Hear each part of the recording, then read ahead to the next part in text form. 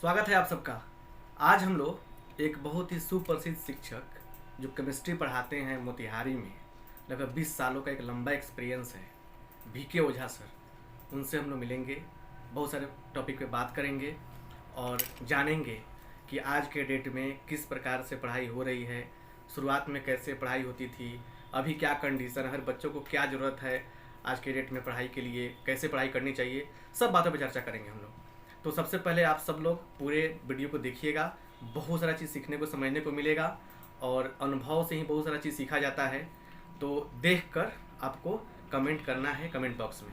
आपको पता है मेरा नाम है RK सिंह सर, मैथ पढ़ाते हैं चंदमारी मोतिहारी में। ठीक है, चलिए सर से बात करते हैं। बहुत बहुत स्वागत है सर आपका हमारे चैनल पर।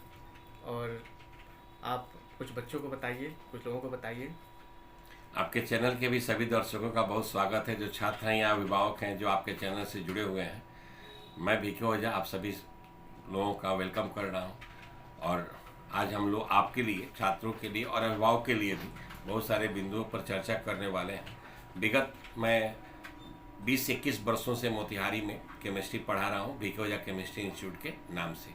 ये काफ़ी लंबा समय रहा है और काफ़ी पीढ़ियों को हम लोगों को देखा। अगर मान ली 5 साल का एक पीढ़ी माना जाए, क्योंकि बहुत चेंजेज हुआ है एजुकेशन में, इतना चेंजेज हुआ है कि इसका अगर मूल्यांकन किया जाए तो दिन पर दिन एजुकेशन का जो हम लोग कहें तो बहुत ग्रोथ नहीं हुआ है। दोनों तरह का पहलू है, पॉजिटिव भी और निगेटिव भी। तो एक बोर्ड का भी बहुत अच्छा पैमाना था, तो वह बच्चों को लगता था कि नहीं, बिना पढ़े पास नहीं हो सकते हैं।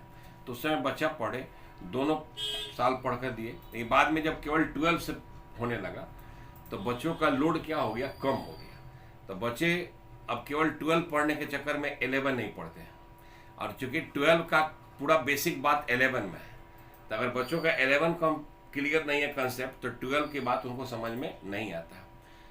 तो धीरे धीरे जब बच्चे 12 में आए तो 11 कंसेप्ट क्लियर नहीं होने के कारण उनका बहुत कम बच्चे ही अपने मोमेंटम को बनाए रखे, जिनको अपना टारगेट था कि हमको कंपटीशन करना, वो ऐसे काफ़ी कम बच्चे रह गए और वही लोग अच्छा किए। लेकिन मास लेवल में बच्चे जो थे, जिनको पढ़ने में मन नहीं लगता था, जब 11 नहीं समझ में आएगा तो 12 डायरेक्टली समझ में नहीं आएगा। अब बच्चे धीरे धीरे एजुकेशन के प्रति न्यूट्रल होते गए, क्योंकि बात डायरेक्ट वो 12 से पढ़ना चाहते थे, जो कि बातें 11 में होती थी, वो समझते नहीं थे। तो जितने भी शिक्षक थे या हैं, उन सभी शिक्षकों को जो सिस्टमेटिक ढंग से 12 पढ़ाते हैं, तो उन सभी शिक्षकों को काफ़ी प्रॉब्लम का सामना करना पड़ा, क्योंकि 11 का कंसेप्ट नहीं है, 12 आपको पढ़ाना है। तो स्वाभाविक बात है कि 12 तो बच्चे डायरेक्ट समझेंगे नहीं। तो अब आप अभिभावकों से हम लोग कहना चाहेंगे कि आप जो भी पेशा में है, जॉब में है, किसान है, बिजनेसमैन है, तो बिना मेहनत का अगर जो फल मिलता है वह टिकाऊ नहीं रहता, वह परमानेंट नहीं रहता है। और आपके पास नॉलेज है, मार्क्स कम ही है, लेकिन नॉलेज है, तो आप आगे सस्टेन कर सकते हैं, आप आगे गोल प्राप्त कर सकते हैं। कि जैसे मार्क्स किसी बच्चे का, अगर वो पढ़ा है, मन से पढ़ा है, उसको नॉलेज है, मार्क्स आया है, तब वो बाहर जैसे लोग भेज रहा है IIT के लिए, मेडिकल के लिए बाहर भेज रहा है, कोटा भेज रहा है, दिल्ली भेज रहा है, तो वो बच्चा सस्टेन कर रहा है। लेकिन जिस बच्चा को सेंटर में मिसमैनेज के कारण या आसपास पूछ कर नंबर आ गया, 400 नंबर आ गया, तो अभिभावक, जो गरीब भी अभिभावक है, जमीन बेच बाच कर कर्जा लेकर उसको कोटा भेज दे रहा है। जब बच्चा वहाँ कोटा में जा रहा है तो वहाँ के माहौल में और वहाँ के कंपटीशन को फेस नहीं कर पा रहा है, उसे वहाँ के टेस्ट में नंबर कम आ रहा है, टीचर का बात समझ में नहीं आ रहा है। 2 साल जब बीत रहा है तो उसको लग रहा है मेरे फादर का जमीन बिक गया, या कर्जा में मेरे फादर दब गए, पैसे के आर्थिक बोझ से दब गए। ये सारी बातें उसके दिमाग में आ रही हैं। और इसका साइड इफेक्ट यह है कि आप सब जानते हैं कि प्रत्येक वर्ष कोटा में 40-50 सुसाइड तो हो ही रहे हैं। तो कहीं ना कहीं प्रत्यक्ष या अप्रत्यक्ष रूप से अभिभावक का भी इसमें संलिप्तता है। तो अभिभावक को देखना है, जज करना है। अगर आप शिक्षा से नहीं जुड़े हुए हैं, अगर आप पढ़ाई लिखाई से, तो हमारा जो जिला है यहाँ पर ऐसा नहीं कोई ज़रूरी है कि सभी पढ़े लिखे ही पेरेंट्स हैं। हमारे यहाँ अनपढ़ भी पेरेंट्स हैं, लेकिन वो अपने बच्चे को पढ़ाना चाहते हैं। तो उन पेरेंट्स को मैं कहना चाहूँगा कि जो आपके गांव में या जो आपके समाज में या जो परिवार में कोई पढ़ा लिखा लोग हो, उनके साथ बच्चे को बैठाएं और उनका मूल्यांकन कराएं कि क्या आपका बच्चा योग्य है या नहीं है, और उसकी योग्यता के हिसाब से उसको टास्क दें, उस पर ध्यान दें, तो हमको लगता है बच्चा अच्छा करेगा। मतलब कि एजुकेशन में आप पेरेंट का बहुत योगदान है। केवल हम लोग से आप लोग उम्मीद करते हैं, बच्चे को भेज देते हैं और आप उम्मीद करते हैं कि हम आपके बच्चे को अच्छा कर देंगे। तो बस हम लोग यहाँ पर खुश इसलिए हो जा रहे हैं कि हमारे बिना पढ़ाए भी बोर्ड में बहुत मार्क्स आ जा रहा है, तो रिजल्ट बहुत अच्छा आ जा रहा है। तो टीचर भी गदगद हैं, बच्चे भी गदगद हैं, पेरेंट भी गदगद हैं, लेकिन भविष्य गदगद नहीं है। तो आप सर एक्चुअली पढ़ाते हैं केमिस्ट्री, तो केमिस्ट्री पढ़ाते हैं, तो यहाँ पे जब बच्चे आते हैं केमिस्ट्री में पढ़ने, तो ज़्यादातर आते हैं बच्चे रूरल एरिया के, गांव से आते हैं, तो उनका क्या लेवल आ रहा है अभी अभी के हाल में, क्या लेवल है उनका, क्या स्टैंडर्ड है? जैसे केमिस्ट्री में बहुत अच्छे बच्चे आ रहे हैं, यहाँ व्यवस्था गड़बड़ है बहुत ज़्यादा। देखिए, जो बच्चे गांव से आ रहे हैं, तो मैं ये नहीं कहता हूँ कि सभी के सभी बच्चे उनको कंसेप्ट नहीं है, लेकिन उसमें कुछ बच्चों का कंसेप्ट बहुत कम, माने पॉइंट अगर हम कहें 0.5% बच्चों का कंसेप्ट अच्छा रहता है, लेकिन मैक्सिमम बच्चों का कंसेप्ट ठीक नहीं रहता है। एक तो हमारे बच्चे जो साइंस पढ़ते हैं, तो जो साइंस का डेवलपमेंट शुरू होता है 8-9 से, तो हम लोग जो शिक्षक हैं 8-9 10th में, वो लोग भी परेशान होकर बच्चे को, अगर बच्चे को समझाने का प्रयास किए लेकिन बच्चा नहीं समझा, तो सीधे कहते हैं कि भैया क्या करेंगे, रट जाओ। वो मतलब बच्चे रट के आते हैं, तो इससे क्या परेशानी होती है? तो साइंस जो बच्चे पढ़ते हैं, तो साइंस अगर कौन रट लेंगे और उसके पीछे का कंसेप्ट नहीं समझेंगे, तो उनके लिए आगे साइंस काफ़ी कठिन हो जाता है। एक और चीज़ सर कि डेमो क्लास का क्या सिस्टम है? जैसे बच्चे यहाँ आते हैं और डेमो क्लास लेते हैं शिक्षकों का कि आप पढ़ाइए, हम देखेंगे, मन करेगा तब बस पढ़ेंगे, नहीं मन करेगा नहीं पढ़ेंगे। तो मेरे हिसाब से ये क्या, मतलब हमारे हिसाब से तो अच्छा नहीं है, बट आपका डेमो क्या है? कोई डेमो एजुकेशन में इस मतलब बच्चा आएगा 10th पास करके, अब कोई टीचर 20 साल से पढ़ा रहा है, 10 साल से पढ़ा रहा है, 15 साल से पढ़ा रहा है, 5 साल से पढ़ा रहा है, तो वो 2 से 3 दिन में क्या डेमो लेगा, क्या समझेगा? डेमो में कि जब बच्चे आते हैं, कोई टीचर पढ़ना शुरू करता है तो एक सीक्वेंस से पढ़ाता है, मान लीजिए कि वो 2 दिन क्लास चलने के बाद आया, तो फिर क्या समझेगा?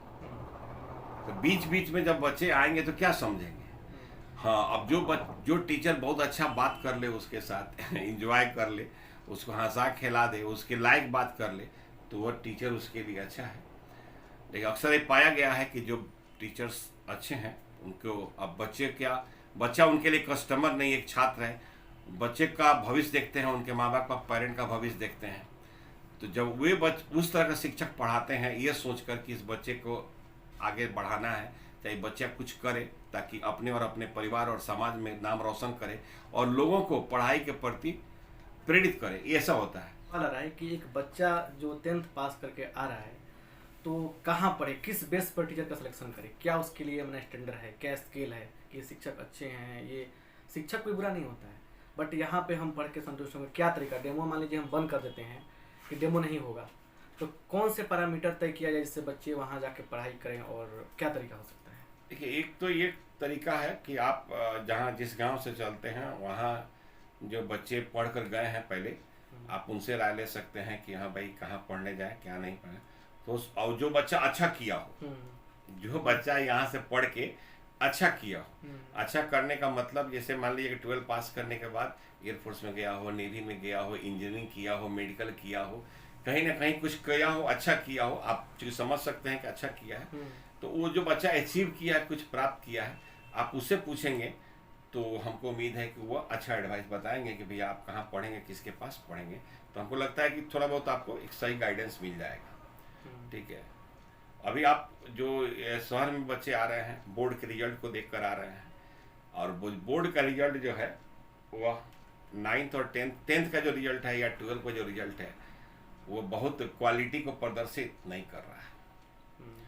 तो ये है कि आप आए, डेमो कर रहे हैं, डेमो करें, लेकिन इसमें अब क्या कहा जा सकता है? एक और चीज़, बच्चे जब पढ़ने आते हैं शहर में, तो देखा जाता है कि ज़्यादातर लगभग 80% जो बच्चे हैं उनके पेरेंट्स टीचर से नहीं मिल पाते हैं, तो इसका क्या प्रॉफिट लॉस होता है? बहुत ज़्यादा लॉस होता है। जैसे बच्चे आते हैं, वो तो बच्चा ही, हम लोग बच्चा कह रहे हैं, मतलब बच्चे का मतलब उसके पास बहुत विवेक नहीं है, इसलिए उसको बच्चा कह रहे हैं।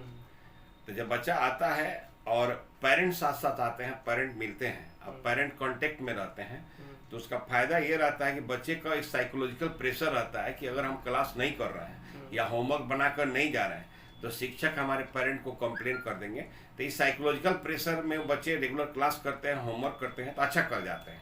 अब जब पेरेंट नहीं कांटेक्ट करते हैं, जब पेरेंट नहीं मिलते हैं, तो उसमें बहुत सारा डिमेरिट्स है कि आप पेरेंट्स फीस ले लिया पेरेंट्स से बचा और यहाँ टीचर को आधा दिया, जब टीचर पैसा मांगने लगा तब टीचर को छोड़ दिया, या रेगुलर क्लास नहीं आना, होमवर्क नहीं बनाना। पढ़ाई जो है वो रेगुलर कंटिन्यूअस प्रोसेस है, वह आप रैंडम नहीं पढ़ सकते हैं, यहाँ वहाँ से नहीं पढ़ सकते हैं, नहीं प्राप्त कर सकते हैं। तो इसका बहुत डिमेरिट्स है। पेरेंट्स को तो मिलना ही चाहिए, जहाँ आपका बच्चा पढ़ रहा है उस शिक्षक से मिलिए, उस बच्चे का प्रोग्रेस लीजिए और देखिए कि बच्चा आपका कितना अचीव कर रहा है। तो मिलना जरूरी है पेरेंट्स को। आप सभी पेरेंट्स से मैं कहना चाहता हूँ कि आप जिस भी स्तर में आपका बच्चा हो, जिस भी क्लास में हो, फ्रॉम नर्सरी टू 12 जहाँ भी हो, जिस भी लेवल में पढ़ रहा हो, जिस भी स्कूल में पढ़ रहा हो, जिस किसी ट्यूशन सेंटर में पढ़ रहा हो, तो आप रेगुलर उस टीचर से मिलें और कहें कि सर ये मेरा भविष्य मैंने आपको सौंपा है, तो आप मेरे भविष्य को कम से कम उज्जवल बनाइए। मेरा भविष्य इसी के भविष्य से जुड़ा है, क्योंकि बच्चे का भविष्य ही पेरेंट का भविष्य बना है, जुड़ा हुआ। किताब खरीदना, बच्चे किताब खरीदना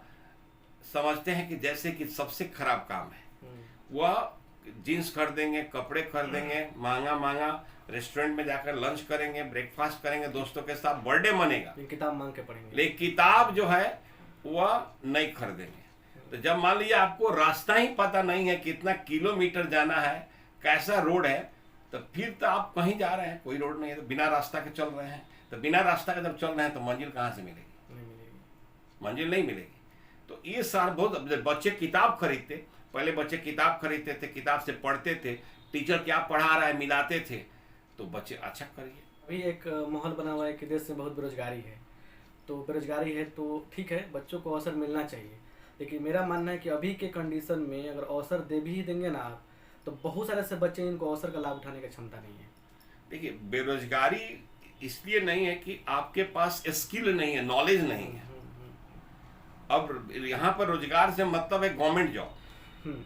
तो देखिए, यहाँ 140 करोड़ की भारत की आबादी है और सबको गवर्नमेंट जॉब दिया जा सके, संभव नहीं है। तो अगर आप शिक्षा से पढ़कर कोई टेक्निकल डिग्री हासिल किए हैं किसी भी फील्ड में, वो इंजीनियरिंग में हो, मेडिकल में हो, किसी भी क्षेत्र में अगर आप एक्सपर्ट हैं, तो आपके पास बहुत रोजगार है, बहुत काम है, बहुत काम है, और आप अपना जीवन यापन बहुत ढंग से करो। अब तो हम लोग देखते हैं, सोशल मीडिया का टाइम है, न्यूज आता है कि आईआईटी का जॉब यूएस का छोड़कर, अमेरिका का छोड़कर लोग आकर यहाँ पर डेयरी फार्मिंग, एग्रीकल्चर कर रहे हैं, बिल्कुल अपने फील्ड से हटे काम कर मैंने अलग धंधा खड़ा कर रहे हैं और बिजनेस खड़ा कर रहे हैं, और उस बिजनेस में 2-4 लोग लग रहे हैं। तो अब ये हमारी बिहार में और भी मानसिकता क्या है कि नौकरी 20,000 का हो लेकिन सरकारी हो। हर बड़ा एक अच्छी और बात हम लोग देखते हैं, पेरेंट लोग की बात चर्चा होती है कि अगर वह 20,000 सरकारी नौकरी है, तो उसके यहाँ उसके शादी करने के लोग जमीन बेच के स्कॉर्पियो दे देते हैं। लेकिन अगर कोई इंजीनियर है, आईआईटी से किया है, एनआईटी से किया है, अच्छे कॉलेज से किया है, अगर वो 50 लाख का ही पैकेज पर है, 2-4 लाख 5 लाख रुपये पर मंथ कमा रहा है, तो लोगों के पास उसकी अहमियत नहीं है। अच्छा, एक और चीज़, खासकर जो गर्ल एजुकेशन की बात होती है, लड़कियों को पढ़ाना है, इसमें समाज में इतना ज़्यादा बॉन्ड बना दिया है कि ये हो जाएगा, वो हो जाएगा, बहुत सारे लोग नहीं पढ़ा पाते हैं।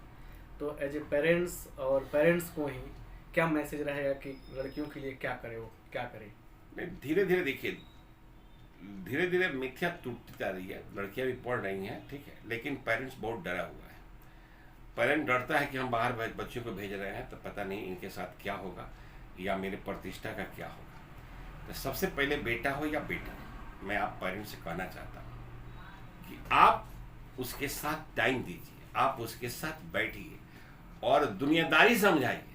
जब बच्चा 17-15 साल का, 16 साल का हो गया, जब बाहर जा रहा है, तो दुनियादारी समझाइए और सही गलत का फर्क सिखाइए।